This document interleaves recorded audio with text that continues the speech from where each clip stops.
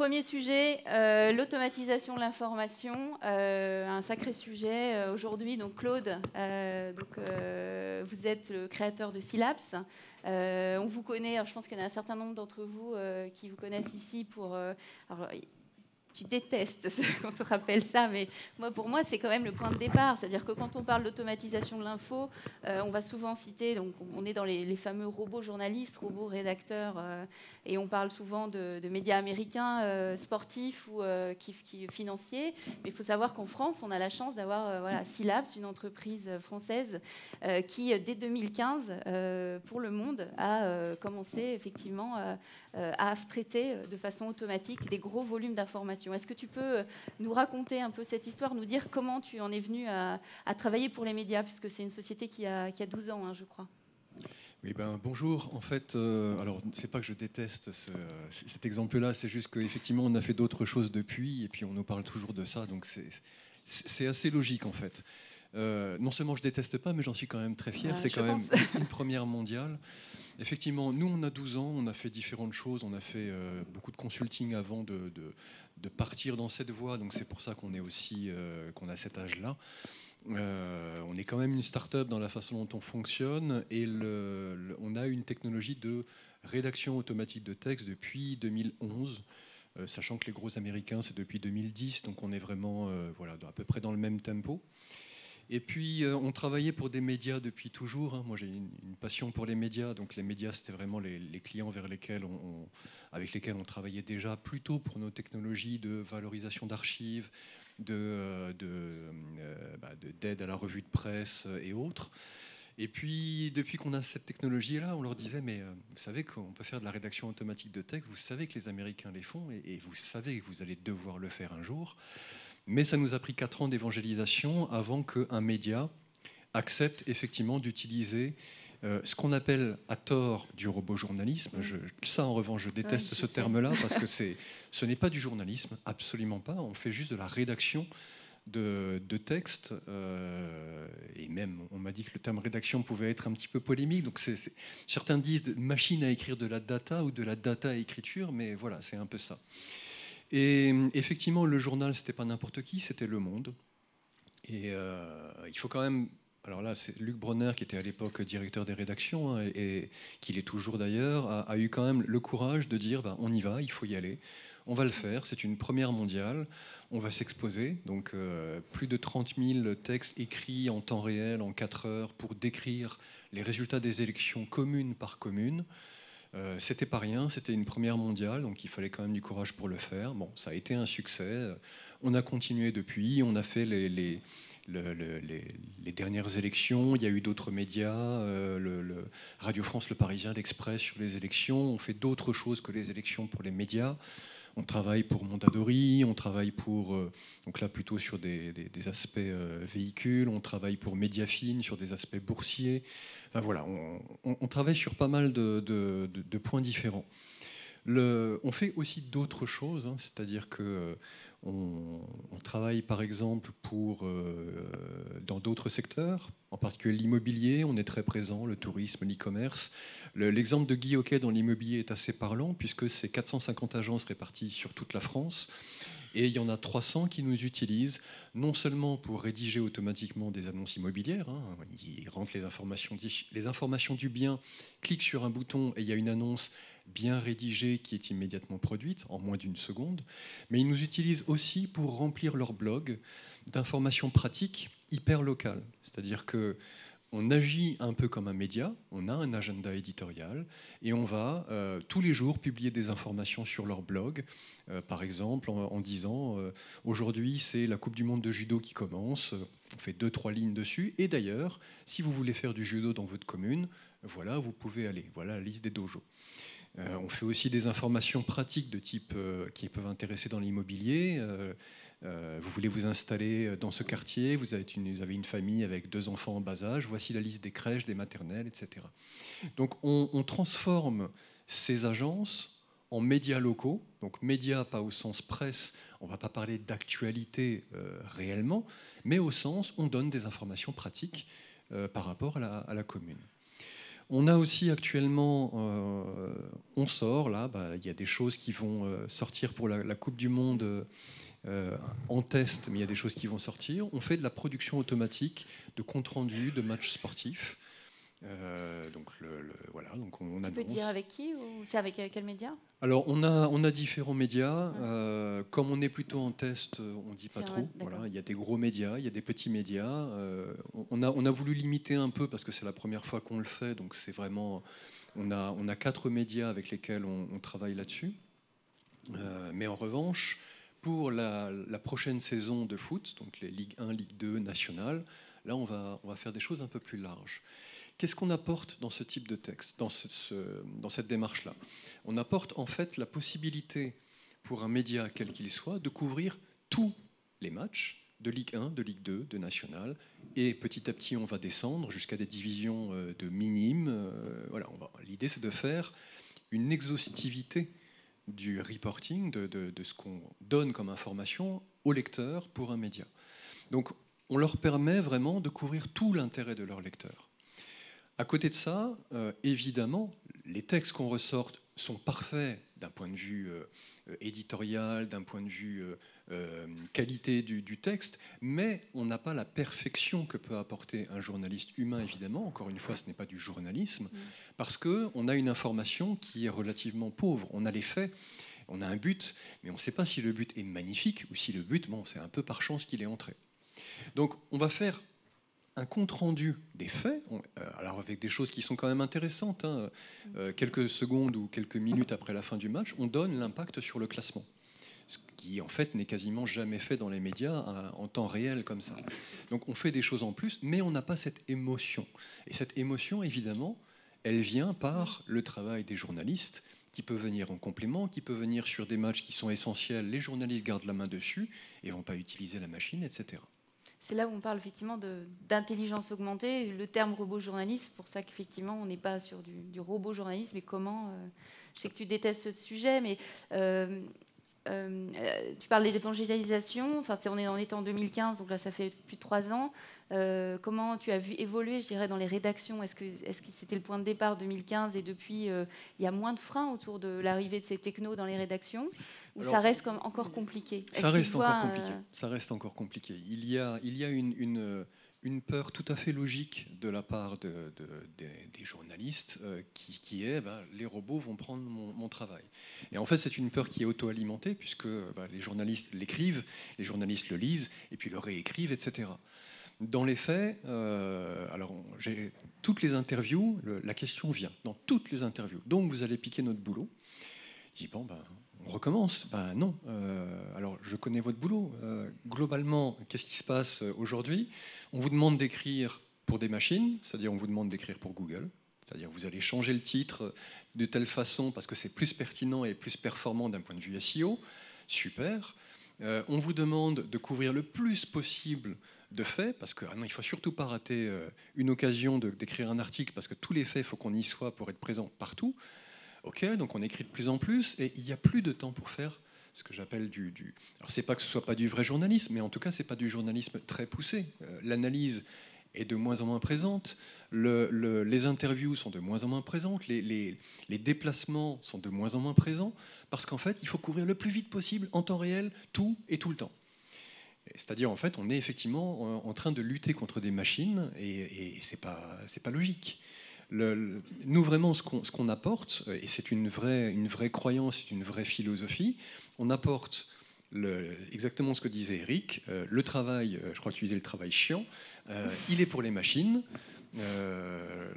Alors, j'ai vu des choses en plus, sur des brèves pour les dividendes. Bref, pour les dividendes, j'ai vu des journalistes, Bac+5, tiens, le dividende est tombé, je prends ma phrase à trous, je remplace les chiffres dans la phrase à trous et je publie. Donc, ça n'a pas forcément été apprécié, mais je dis, mais vous piquez le boulot des robots, en fait. Et c'est pas logique. Quand même, toutes ces études, toute cette expérience, tout ce temps pour faire ça, je suis désolé, pour moi, c'est horrible. En tant que lecteur, en tant que citoyen, les médias ont une autre vocation que de faire des textes à trous et de faire ce genre de choses.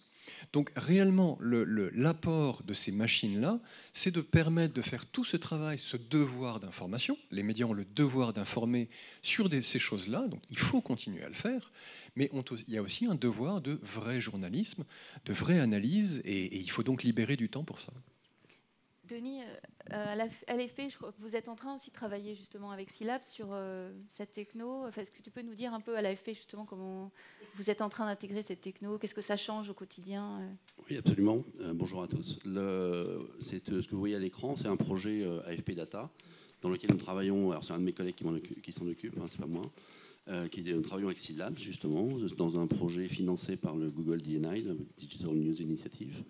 Et vous voyez à l'écran une dépêche générée par Syllabs à partir d'un fichier de données qui est dans la colonne de droite. Et ces données donc, nous permettent de générer un texte qui est parfait d'un point de vue factuel, mais qui effectivement, comme disait Claude, manque d'émotion, par exemple, c'est-à-dire le fait du match, le but spectaculaire ou l'arrêt spectaculaire du gardien ou la toile du gardien, on ne l'a pas. Et c'est là que l'humain peut rentrer en ligne de compte pour rajouter de l'émotion, de la narration autour d'un contenu qui a déjà été en partie produit par une dépêche, par un logiciel, par un algorithme. Et ce qui est important dans toute la polémique qu'il peut y avoir autour de la génération automatique de texte, c'est qu'il faut de la donnée. C'est la base. C'est-à-dire si on n'a pas les données qui sont dans la colonne de droite, on ne génère rien du tout. Et il y a un certain nombre de domaines qui s'appliquent parfaitement. Parce que le sport, la finance, il y a un certain nombre d'autres domaines sont très à la fois consommateurs mais fournisseurs de données. Et c'est ça qui permet ensuite d'automatiser. Dans plein de domaines où on n'a pas de données quantifiées, on ne peut pas faire de la génération automatique de texte. Et donc là, ce qui est très important, c'est que ça va marcher pour un certain nombre de domaines. Ça va permettre à un certain nombre de médias de couvrir des choses qui ne sont pas couvertes aujourd'hui. Claude parlait de la génération, par exemple, de contenu sportif sur d'autres ligues de football dans des catégories inférieures. Aux États-Unis, ça existe déjà, hein, dans toutes les ligues de baseball, y compris dans les compétitions scolaires, où c'est les parents qui ont une application sur smartphone et ils vont remplir le résultat du match. Ça va générer des données qui seront ensuite utilisées par une intelligence artificielle pour fournir à la presse locale, à des blogs locaux, de fournir l'information sur ces compétitions scolaires, par exemple. Donc ça pose le problème de la collecte des données, qui souvent sont faites par des humains. Alors aujourd'hui, c'est de plus en plus fait de manière automatique par des capteurs sur les joueurs, des capteurs dans les stades, voire de ce qu'on appelle de la computer vision, c'est-à-dire qu'on va analyser la vidéo du match et par des algorithmes, on va générer ces données-là. Vous avez une start-up à Paris qui s'appelle Photovision qui fait ça sur le football. Et donc la grande problématique, c'est les données et également la précision de ces données. C'est-à-dire que si on met des données qui ne sont pas très précises ou qui sont fausses ou qui comportent des erreurs, on aura forcément des erreurs dans la génération ensuite. Donc bien qualifier la donnée et être capable de générer des jeux de données très précis, le plus précis possible, c'est complètement clé dans le domaine de la génération de textes qui soient précis et utilisables après. Sur le sujet de l'automatisation, mais cette fois-ci des formats, Eric, à France TV, vous avez une start-up, je crois que vous avez incubée au sein de la rédaction, qui s'appelle Newsbridge. Est-ce que tu peux en parler? Parce qu'on est aussi dans cette idée d'automatiser des pratiques. Oui, alors ici, on ne l'a pas incubé parce qu'on l'a accéléré. On n'a pas investi dedans parce que ce n'était pas notre mission, mais on l'a aidée et puis elle nous aide. Alors, on l'a aidé parce qu'on lui a permis de connaître les problématiques d'un gros média avec beaucoup de données. Et puis, elle a pu jouer et améliorer son algorithme et ses logiciels avec les données que nous produisons chaque jour. C'est une start-up assez extraordinaire qui travaille sur les rushs de vidéos qui arrivent, et donc dans un groupe comme France TV avec plein de chaînes régionales, outre-mer ou nationales, on a tout un tas de rushs vidéo qui arrivent dans les rédactions. Et cette start-up nous permet d'indexer et de faire de la reconnaissance de visage à l'intérieur des vidéos pour trouver le plus rapidement possible des personnes ou des personnalités qui peuvent nous intéresser pour un sujet au JT ou un sujet dans la plateforme vidéo. Un exemple d'application, je crois que c'est Sky News pendant le dernier mariage princier au Royaume-Uni, qui a utilisé ce type de technologie pour identifier des personnalités dans la foule. et leur donner un nom. Ce sont ce type de techno qui permettent d'aller chercher des gens à l'intérieur des contenus. Alors ça peut poser un problème éthique. Voilà. C'est une start-up aussi qui fait du speech-to-text assez intéressante et qu'on va continuer de suivre. D'accord. Elle continue à être dans la rédaction? Non, elle n'est plus. Elle nous a quittés. Elle est restée 4 mois. C'était le programme d'accélération. Le nom, c'est Newsbridge, pour ceux qui veulent aller voir. C'est Newsbridge, oui. Et je pense qu'on va continuer de travailler avec. Ouais. Enfin, on va voir. On va voir comment on peut utiliser. Alors, l'intérêt, c'était triple intérêt. Intérêt pour ceux qui indexent ces contenus pour mettre ces fameuses étiquettes ou ces fameuses métadonnées beaucoup plus simplement et les débarrasser de ce travail-là. Intérêt pour les monteurs, pour aller plus vite chercher le bon moment de la séquence vidéo au bon endroit. Intérêt pour les journalistes aussi, ça permet d'améliorer et de raccourcir les temps. On a tout un tas de sujets qui arrivent quelques minutes avant un JT, où c'est la course, ça peut nous aider beaucoup. L'autre sujet que je voulais en fait vous proposer aussi d'aborder plus en profondeur ce matin, c'est forcément lié à ce sujet de l'automatisation. On l'a vu tout à l'heure, quand on dit gros volume de données, on va aussi forcément aller vers le fact-checking, enfin en tout cas les fake news. C'est, je pense aussi, un nouveau problème dans l'univers des médias. Donc tout ce qui est fact-checking, aujourd'hui, il y a pas mal d'outils, d'expériences qui sont menées pour permettre de réaliser via l'automatisation des données ce système de fact-checking. À l'AFP, il y a un outil qui est, enfin en tout cas un projet de recherche qui s'appelle InVid, qui est assez intéressant, donc que toi tu mènes, d'ailleurs, c'est toi le chef de projet sur ce sujet. À l'AFP, oui, absolument. C'est un projet européen, Horizon 2020, donc c'est le programme cadre de recherche et d'innovation au niveau de l'Union européenne. On est dans ce projet donc avec 9 partenaires. Le projet est mené par l'Institut de recherche en informatique de Thessalonique en Grèce. On est 2 partenaires médias, l'AFP et le Deutsche Welle, qui est le broadcaster extérieur allemand, donc l'équivalent de France 24 en Allemagne.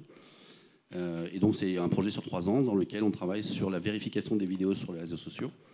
Et on a commencé de ça comme une problématique un peu industrielle, qui est, il y a beaucoup de contenu de témoignages qui circulent sur les réseaux sociaux d'un point de vue image et vidéo. Mais il faut pouvoir les vérifier, il faut pouvoir s'assurer qu'on peut récupérer les droits d'utilisation. Et puis au milieu du projet, on a eu la vague des fake news, qui, comme vous le savez sans doute, a commencé aux États-Unis en novembre 2016 avec le Pizzagate, puis avec l'élection de Donald Trump, qui utilise le mot fake news de manière assez abusive pour attaquer les médias depuis lors. Et on a donc mis en place, on a un certain nombre de plateformes, on développe un certain nombre de plateformes à la fois pour découvrir des vidéos d'intérêt journalistique, pour les vérifier. Et on a sorti il y a 11 mois une extension de navigateur que vous voyez à l'écran actuellement, qui est un plugin pour Chrome et pour Firefox, qui permet de faire de la vérification. Donc c'est une boîte à outils. On appelait ça un couteau suisse de vérification, avec 7 outils qui vont permettre d'aller récupérer de l'information contextuelle sur les vidéos, d'aller, par exemple, de segmenter les vidéos pour aller faire de la recherche par similarité sur les images clés. Alors, je crois que j'ai une diapo un peu plus loin. Et donc cet outil intéresse beaucoup les médias et est utilisé aujourd'hui par la plupart des grands médias. Ça permet de faire gagner beaucoup de temps, en fait, oui, sur la recherche. C'est-à-dire que les gens ce qu'on appelle nos early adopters, c'est-à-dire les gens qui nous utilisent, les premiers journalistes qui utilisent, qui ont des gros besoins de vérification, nous ont dit qu'avant, ils mettaient environ une demi-heure, 20 minutes, une demi-heure pour vérifier une vidéo, et maintenant, c'est descendu à peu près 3 minutes. Donc, on a automatisé un certain nombre de tâches qui, avant, étaient faites par l'humain. Avant notre outil, pour vérifier une vidéo, il fallait faire des copies d'écran de la vidéo au fur et à mesure, prendre ces copies d'écran et les télécharger manuellement vers Google Images pour essayer de voir si ces images n'avaient pas été indexées auparavant, si elles n'avaient pas une antériorité. Et aujourd'hui, on automatise cette fragmentation en images clés et on permet aux journalistes, mais pas seulement, à aller faire une recherche par similarité. Donc on utilise le big data et l'intelligence artificielle en fin de compte de différents moteurs de recherche pour connaître l'antériorité de ces images ou pour vérifier si les images ont bien été tournées dans un lieu sur un événement précis, parce qu'on va reconnaître un point d'intérêt dans l'image. Donc là, ce que vous voyez à l'écran, c'est juste une carte de Google Analytics. On a aujourd'hui plus de 3000, on vient de dépasser les 3700 utilisateurs dans plus de 100 pays aujourd'hui. Individus. Pardon ? Plus de 3600 individus qui utilisent, pas forcément des journalistes. Pas forcément des journalistes, puisque c'est une des surprises dans le projet. On a vu arriver très vite la communauté des droits de l'homme, Amnesty International, le Haut Commissariat aux droits de l'homme à Genève, qui utilisent notre outil parce qu'ils ont des très gros besoins de vérification. Toutes les violations des droits de l'homme aujourd'hui sont documentées par des photos et par des vidéos. Et du coup, ils ont besoin d'outils pour faire cette vérification. Et on a vu aussi arriver les éducateurs aux médias, très intéressés justement par la possibilité de vérifier de l'image. Également tout ce qui est les services d'urgence. C'est-à-dire que chaque fois qu'il y a des catastrophes, il y a des fake news qui passent sur les réseaux sociaux qui font que parfois les services d'urgence vont envoyer une ambulance quelque part où il ne s'est rien passé. Et ils ont des besoins de vérification assez rapides aussi. Là, sur l'écran, vous voyez un certain nombre de nos utilisateurs aujourd'hui. On a des très gros utilisateurs qui sont comme les observateurs de France 24, par exemple, la BBC Social Media, les chaînes allemandes de télévision, France Télévisions. J'étais récemment chez Eric au mois de décembre. Donc on a un bon nombre de médias qui aujourd'hui l'utilisent pour justement faire de la vérification. Sur le territoire, je crois que l'Ouest France aussi, enfin, tu leur as en tout cas fait une démo. Absolument, j'ai fait des démos à Ouest France absolument le mois dernier. Et Ouest France est également un utilisateur. D'accord. Alors juste pour vous montrer, vous remontrer très rapidement l'une des méthodes principales pour faire de la vérification. Alors ça marche aussi bien pour de la photo que pour de la vidéo, parce qu'en fin de compte, une des méthodes qu'on utilise, c'est donc la recherche par similarité d'image. Donc là, vous avez un exemple. Sur la droite, vous avez une vidéo postée par un supporter de Donald Trump. Il s'intitule comme ça sur son profil Twitter, qui dit que quelque chose de mauvais est arrivé à l'extérieur de sa villa à Notre-Dame lors d'un attentat, une tentative d'attentat qui s'est produite le 6 juin 2017 à côté de Notre-Dame à Paris. La même vidéo, vous la voyez en haut à gauche sur un journal italien qui appartient à la famille Berlusconi, qui s'appelle igiornale.it, et vous voyez le titre de la vidéo, c'est Paris, la panique à Notre-Dame. Et puis la même vidéo, vous la voyez en bas à gauche dans un autre attentat, enfin une tentative d'attentat à la gare de Bruxelles Centrale le 20 juin 2017, et c'est exactement la même vidéo. Donc c'est le genre de contenu qui, à chaque fois qu'il va se passer quelque chose, vont réapparaître au fur et à mesure sur les réseaux sociaux, parfois avec plusieurs centaines de retweets, parfois avec des millions de vues sur Facebook. Ça peut arriver sur certains, y compris notamment sur des campagnes xénophobes. Il y en a eu pas mal pendant la campagne présidentielle passée, l'année dernière. Et donc là, voilà. Et donc le principe, vous avez une vue de notre outil, 7 donc, outils différents qui permettent de faire un certain nombre de vérifications. Et ici, on va donc extraire automatiquement les images clés de la vidéo. Donc on va analyser la vidéo séquence par séquence. Pour chaque séquence, on va en retirer une image clé pertinente par rapport à cette séquence. Et sur cette image clé, on va pouvoir faire une série de traitements, soit passer dans une loupe, qu'on verra à la diapo suivante, soit envoyer cette photo sur les moteurs de recherche. Donc là, on est passé sur la loupe.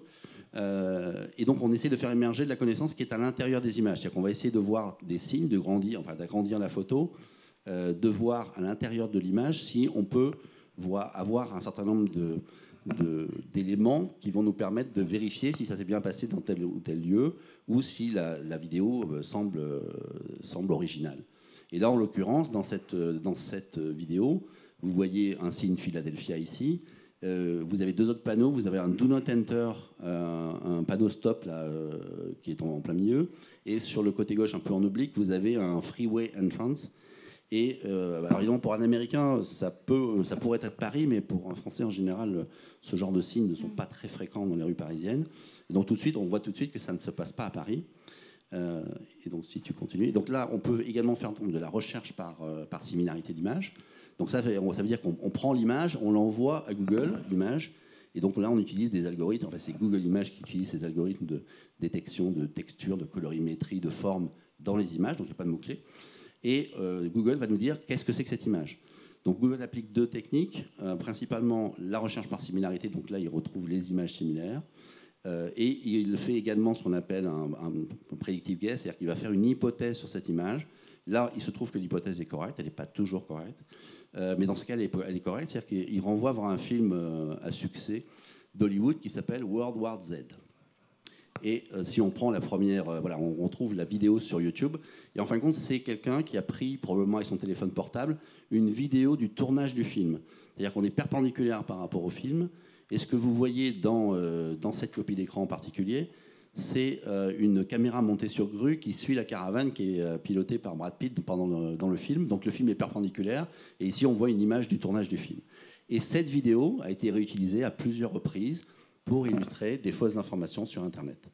Donc, y compris en diffusant. Alors, quand ça fait des centaines de retweets aux États-Unis, ça fait des centaines de personnes qui viennent plus de passer de vacances en France parce que voilà, ils ont été impressionnés parce que là vous avez du bruit avec des gens qui courent, il y a panique totale. Et donc, on est dans une campagne de désinformation, simplement. Alors là, c'est juste un peu anecdotique et c'est un côté comment dire, un petit peu intéressant parce que c'est un film qui a été réutilisé, mais vous avez des choses dans le même acabit. Mais par contre, sur des campagnes anti-migrants, par exemple, vous avez récemment, à Ouest France, justement, j'ai eu une photo de...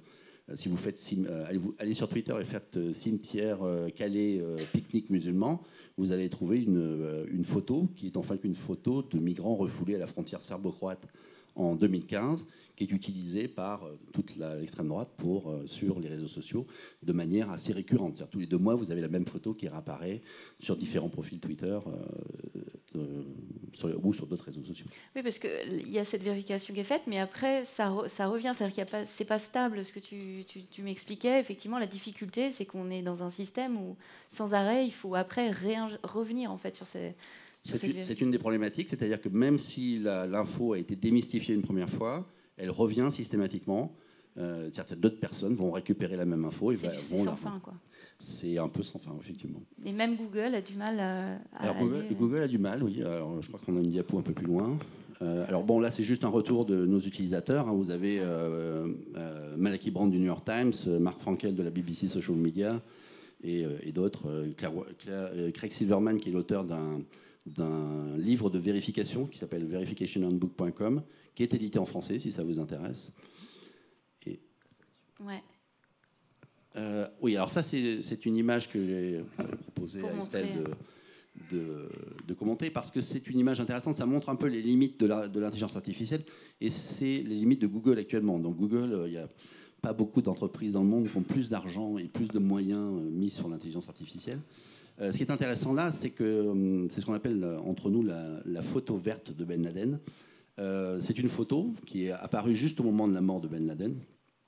Et si vous la mettez dans Google Images, la réponse de Google, c'est la mort d'Osama Ben Laden. Or, cette image, c'est une image clé du film de Ridley Scott, La chute du faucon noir, qui a été photoshopée avec le visage de Ben Laden avec une balle dans la tête. Et cette image donc continue à polluer l'index de Google. C'est-à-dire que c'est une des problématiques qu'il y a en termes... Alors, pas au niveau de la recherche par similarité, parce que vous verrez peut-être, je ne sais pas si vous voyez sur l'écran, mais un certain nombre des sites qui sont remontés, comme Snops, le site américain qui démystifie un certain nombre de canulars et de fausses informations. Mais en fin de compte, la prédiction qui est faite par Google d'un point de vue intelligence artificielle par rapport à qu'est-ce qu'il comprend de cette image est faussée par la surabondance de fausses informations. Et on a ce genre de problème. C'est-à-dire que au fur et à mesure, souvent quand on fait de la démystification de fausses nouvelles, dans un premier temps, Google donne une très bonne réponse, mais au fur et à mesure, quand on va essayer de documenter un cas d'utilisation quelques semaines après, on va s'apercevoir que l'original a tendance à descendre dans l'index et que par contre remontent des informations entre guillemets comme celle-là, où on a encore des erreurs en termes de précision par rapport à ces images. Donc nous, on espère pouvoir faire l'année prochaine une continuation de notre projet InVid, de travailler sur une base de données certifiée par blockchain, de façon sur les fausses images pour que le moteur de recherche soit capable tout de suite de dire ça, c'est une fausse information, c'est quelque chose qui a déjà été utilisé dans tel contexte. Et voilà, il faut essayer d'arrêter cette spirale de rediffusion de fausses informations. Donc là, InVid, c'est un plugin libre, hein, c'est-à-dire qu'on peut aller sur ce lien et aller voir effectivement. Vous travaillez aussi sur une version payante à sortir. On est sur un modèle freemium. Le plugin, c'est la partie free, c'est la partie libre. Et on travaille sur une autre plateforme. Et là, en l'occurrence, oui, l'outil est libre, disponible sur le Chrome Store et disponible sur Firefox sur le site web du projet. Et donc tout le monde peut l'utiliser pour vérifier à la fois des photos et des vidéos, simplement avec un clic droit dans le menu contextuel. Ça permet d'envoyer déjà sur un certain nombre de moteurs de recherche. Et pour l'automne, une version payante sur laquelle vous êtes en train de travailler. Sur l'automne, on travaille sur une plateforme qui, elle, est pensée comme un outil commercial plutôt pour les journalistes. D'accord. Merci, Denis. L'autre sujet, c'est, alors je vais revenir à Marjolaine Grondin, on va passer sur les sujets des formats éditoriaux, avec toujours cette zapette qui fonctionne une fois sur deux. Toujours est-il. Donc, sur ces sujets, l'automatisation, c'est un enjeu fort, je dirais, d'inventer des nouveaux médias, d'aussi aller toucher des cibles, en l'occurrence les jeunes générations. Donc, vous, Marjolaine, avec Jam, vous avez imaginé un média nouvelle génération. Alors, sachant qu'au départ, on était sur quelque chose qui était plutôt de l'ordre du service aux étudiants. Vous avez commencé en fait à l'école, je crois. Oui, ça a commencé quand j'étais encore étudiante. Cette envie d'aider les étudiants à côté de nous à se partager de l'information. Donc on était sur du service et du contenu. Et de fil en aiguille, c'est devenu Jam, qui est un chatbot. Aujourd'hui, on est le plus, je sais pas si tu veux mettre on est le plus gros chatbot francophone, avec 500 000 personnes qui l'utilisent, 100% dans Messenger. Et pour donner un ordre d'idée, Jam, il échange en moyenne 10 messages par seconde. Donc pendant qu'on est là tranquillement, lui, il cravache, on peut dire. Et avec vraiment, je pense très rapidement, cette idée on est parti de, comme tu disais, d'un positionnement assez service, où les gens se partageaient de l'information, des jobs, des stages, des covoiturages, des apparts, etc. Et aujourd'hui, on se rend compte qu'en fait, la frontière entre un service et un média, elle est de plus en plus poreuse. Et que finalement, moi, je suis convaincue qu'on ne peut pas faire l'un sans l'autre. Et que les utilisateurs attendent finalement par exemple d'un service de réservation de billets d'avion qui est une partie recommandation, qui est une partie inspiration, une partie de la curation de destination, etc. Et à l'inverse, si on va sur un blog qui va faire la curation de voyage, on a envie de pouvoir à la fin réserver son voyage. Donc je pense que la frontière est de plus en plus poreuse et qu'on ne peut pas être l'un sans l'autre, et c'est ce qu'on essaie de faire avec Jam, qui est aujourd'hui un média incarné, intime, personnalisé, qui vient discuter avec vous dans Messenger. Dans Messenger, parce qu'au départ, c'était effectivement plus... Au départ, c'était une plateforme classique, entre guillemets, avec une application, un site internet. Et finalement, on s'est retrouvés à discuter de vive voix autour d'une table avec nos utilisateurs, puis par mail, très rapidement par SMS. Et il y a 1 an et demi, on est passé sur Messenger 100% automatisé. Aujourd'hui, c'est 500 000 utilisateurs, 100 000 par jour, c'est ça, vous m'aviez dit. Il y a une évolution, je dirais aussi, dans ce que vous poussez en fait comme information, c'est-à-dire que vous êtes peut-être en train de devenir de plus en plus un média. J'ai fait l'expérience en fait. Je suis peut-être pas dans la cible parce qu'on est plus sur des 15-30 ans environ. C'est à peu près ça la cible.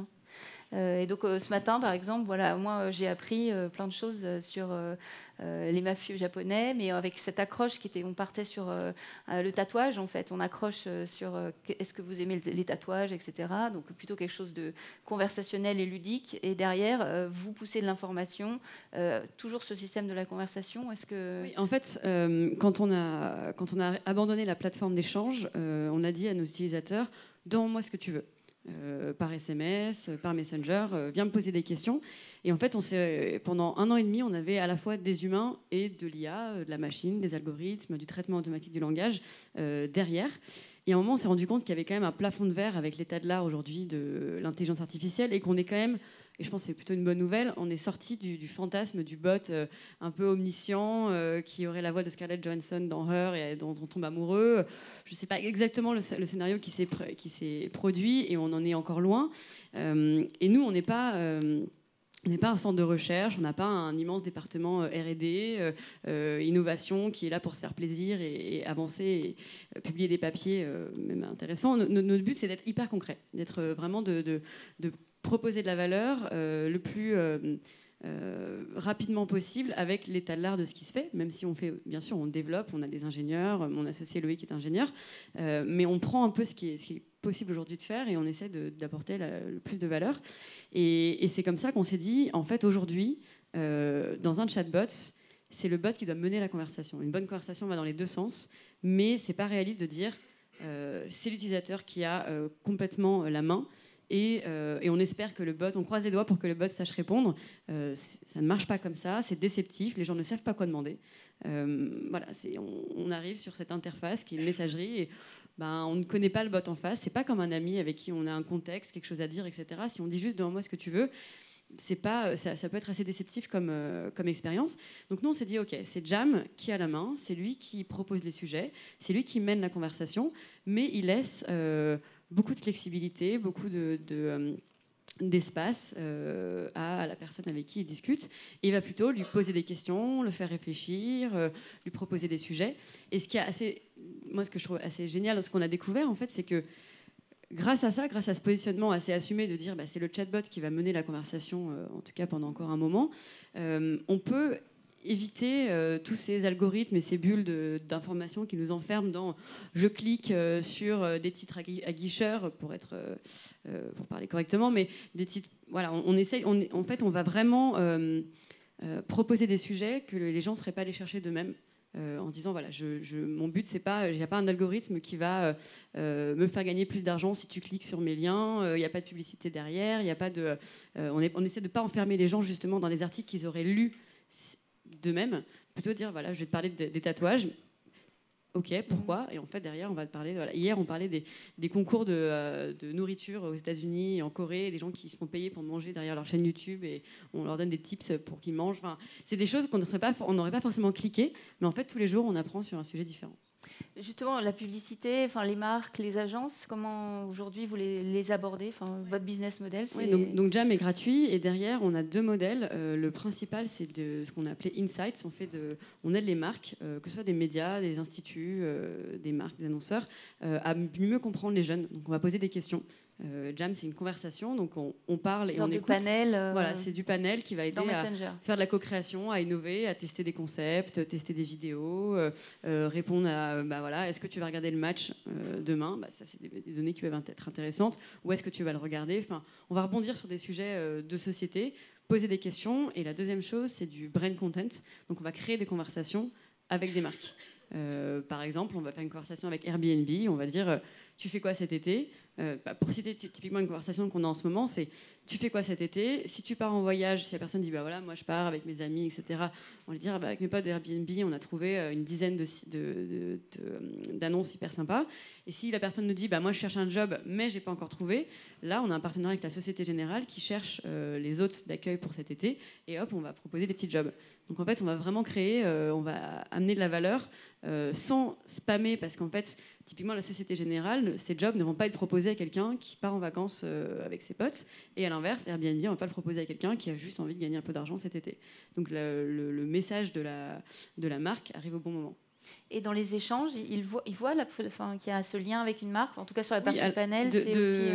Alors, sur la partie brand content, on écrit partenaire, et puis de toute façon, on les cite. Sur la partie panel, si c'est... par exemple, on a fait une enquête pour TGV Max, donc l'offre de la SNCF pour les moins de 27 ans. Là, on le dit. On dit, tiens, avec la SNCF, on a envie d'améliorer l'offre TGV Max. Est-ce que tu en as entendu parler, etc. En revanche, si c'est juste pour la Coupe du Monde, on ne va pas expliquer avec... si on ne parle pas et on n'influence pas, si on pose juste des questions vraiment statistiques, comme on ne revend pas de profils, de données personnalisées, c'est ce que j'allais vous demander, on revend de la stat. Que là, vous avez du coup... C'est vraiment un panel de 1000 personnes redressées sur les critères de l'INSEE, et c'est de la stat avec des ventilations démographiques. Donc il n'y a pas besoin d'expliquer pour qui est-ce que... Typiquement pour une marque de bière, Desperados, du coup là c'est sorti, on a fait avec eux un sondage sur les jeunes et la street culture. Mais eux ne cherchaient pas du tout, en fait, même dans leur communication aujourd'hui, à expliquer que c'est Desperados qui fait ça. Ils veulent juste avoir un média sur la street culture qui s'appelle Radar. Et donc, on a juste interrogé les gens en disant tiens, pour toi, c'est quoi la street culture? Est-ce que tu fais du graphe, du skate? Quel domaine t'intéresse? Quels artistes tu suis? Est-ce que tu as des marques en tête qui se sont positionnées? Et là, il n'y a pas besoin d'expliquer que c'est pour Despé, parce que de toute façon...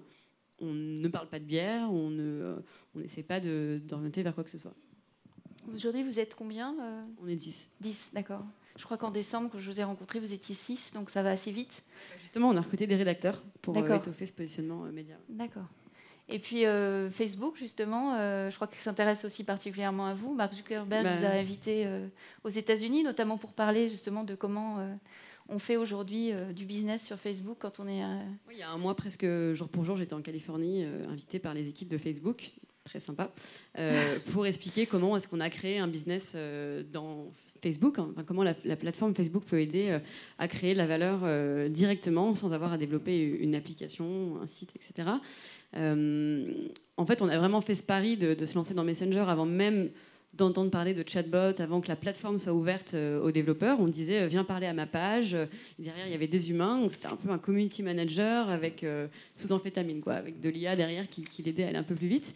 Et ce qui était à la fois hyper sympa parce que les gens étaient très surpris en disant quoi, il faut parler à la page Facebook, votre boîte c'est ça, c'est d'aller parler à quelqu'un sur Facebook qui va me répondre à mes questions, me proposer des idées, etc. Et en même temps, je pouvais passer 15 minutes à pitcher Jam et les gens me disaient à la fin ok, mais je peux le télécharger sur l'App Store. Je disais, mais à quel moment je t'ai parlé d'une application? Bah oui, mais du coup, c'est-à-dire, vous faites comment? Bah, il n'y a pas d'appli, en fait. C'est dans Messenger ou par SMS. Et c'était vraiment compliqué de... Maintenant, ça y est, les gens entendent parler de chatbot, etc. Mais... Est-ce que tu échanges avec d'autres médias aujourd'hui? Oui, et on travaille beaucoup avec des médias. On travaille avec Brut, par exemple. On travaille avec Le Monde. Pas mal de médias. Qu'est-ce que vous faites? Ce qu'on fait avec eux, c'est de la curation. Ils nous aident à mettre en... Enfin, ils nous fournissent du contenu. Et nous, on va le mettre en forme conversationnelle et en parler à nos utilisateurs. Donc nous, ça nous fait de la veille, des sources légitimes, voilà, du contenu que nous, on considère non biaisé, ou en tout cas, on a fait notre sélection de médias qui nous semble avoir un positionnement intéressant par rapport à ce qu'on fait, et dont on apprécie le contenu. Et derrière, on peut dire, bah, tiens, si tu veux creuser le sujet, aller plus loin, voilà l'article, voilà la vidéo, etc. C'est des échanges à la fois de visibilité et aussi de contenu. Ouais. Pour Brut aussi, vous avez fait ça? Pour Brut, moi j'avais fait une vidéo pour eux qui expliquait ce que c'était que les chatbots. Et dans la petite légende sur Facebook, on disait, Brut disait, si vous voulez en discuter avec un chatbot directement, allez en parler avec Jam à ce lien. Et on l'a fait sur d'autres sujets où on est capable de rebondir en fait en disant pour aller plus loin, tu peux cliquer ici et ça va ouvrir directement Messenger. Et l'avantage c'est que, alors c'est encore hyper... c'est un peu du système D parce que la plateforme Facebook n'est pas faite pour ça aujourd'hui. Donc c'est un petit lien Bitly, un lien raccourci qui ouvre Messenger. Mais on est quand même sur le flux Facebook et en un clic, on ouvre Messenger. Donc on reste dans la plateforme et on continue de discuter, quoi. Et l'avenir, c'est un lancement du coup à l'international? Oui, bah, l'avenir, c'est continuer en fait à vraiment être hyper curieux sur ce qui se fait. On parle de la voix, on parle de... bah oui, effectivement, se lancer dans d'autres langues. D'accord. Ça, c'est déjà dans les tuyaux. Ouais. C'est en tout cas dans nos cerveaux, on va dire. Et l'objectif en termes d'utilisateurs aujourd'hui, vous êtes... C'est d'arriver à 1 million à la rentrée, donc de doubler dans les prochains mois. D'accord. D'aller vite. On va parler justement aussi de business model, je dirais, pour conclure, puisque il nous reste encore un petit peu de temps, mais c'est aussi le nerf de la guerre, sur comment aujourd'hui toutes ces nouvelles technos, ces différentes initiatives vont permettre un peu de réinventer les médias, mais aussi de leur faire gagner de l'argent. Ça, c'est un sacré sujet.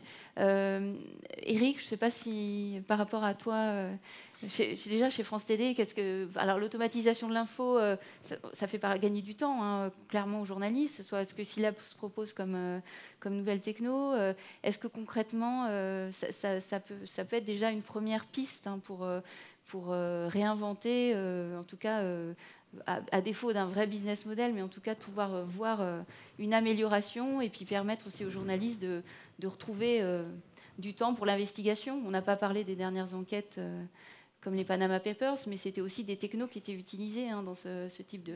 Oui, bah, tout simplement, pour l'instant, c'est ça, c'est du gain de temps, c'est du gain de ressources humaines pour faire autre chose. Mais on est au tout début de l'aventure, il ne faut pas se le cacher.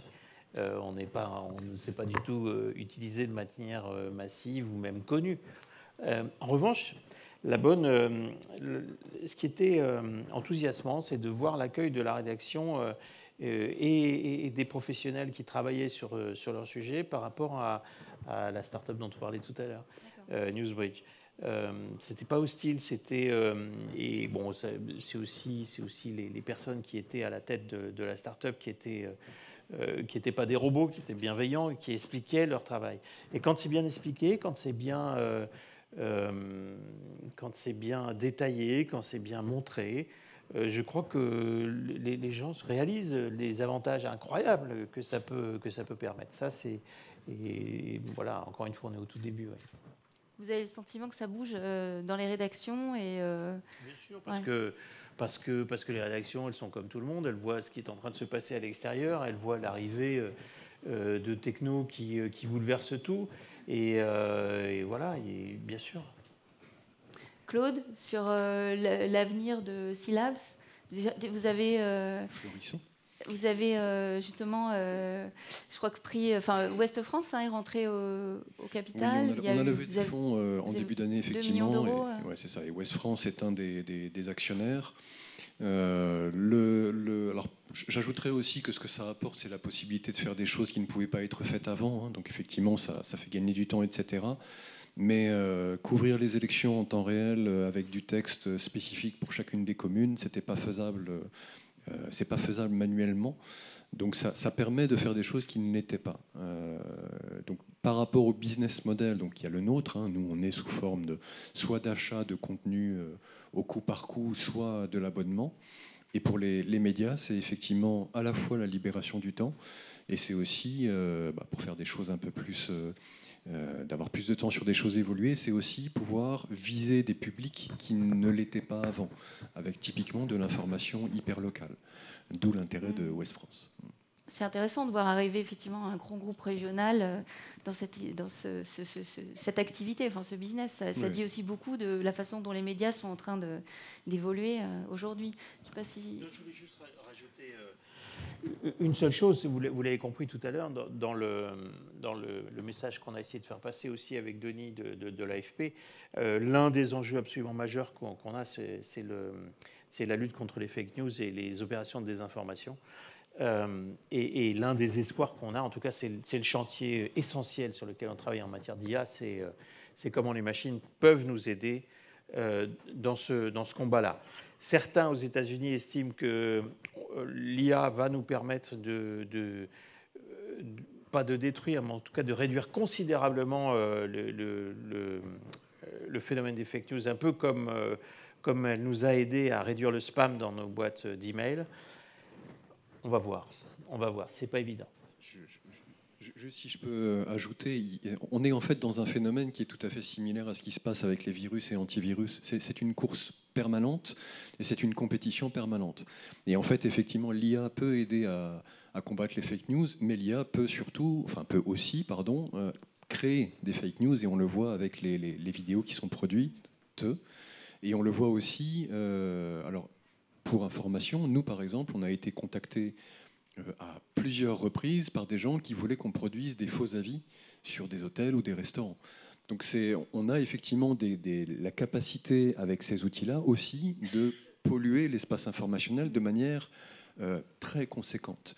Donc c'est toujours un concours entre les pirates d'un côté et la police de l'autre. Et c'est en permanence comme ça. L'humain est dans la tech, mais l'humain, c'est effectivement pour le bien, mais aussi pour le mal. Donc aujourd'hui, l'idée, c'est d'aller plus vers le bien, et comment on va pouvoir rajouter plus d'humains positifs dans cette tech. Et je crois que par rapport au hub IA France, qui a été créé au mois de décembre, hein, c'est ça, notamment, c'est une association qui a été créée sur Paris, mais plus largement, hein, qui rassemble à la fois des chercheurs. Tu es membre sur la partie média, si je te laisse en parler. Savoir effectivement qu'il y a une espèce de groupe qui est en train de rassembler les spécialistes de ces sujets-là sur les grands verticaux de l'industrie. Donc il y a des spécialistes pour les transports, pour la mobilité, pour la sécurité, beaucoup de travail sur la sécurité des systèmes informatiques, pour la médecine, pour l'éducation, pour l'éthique. Et voilà, très modestement, avec Benoît Raphaël, on pilote le pôle média, et on va probablement assez rapidement développer un peu ce que je vous ai présenté, essayer de cartographier de manière un peu plus détaillée où est-ce qu'on en est dans l'état de l'art, essayer de monter des cases sur les fake news et peut-être proposer un événement en fin d'année. D'accord, super. On a hâte de voir ça.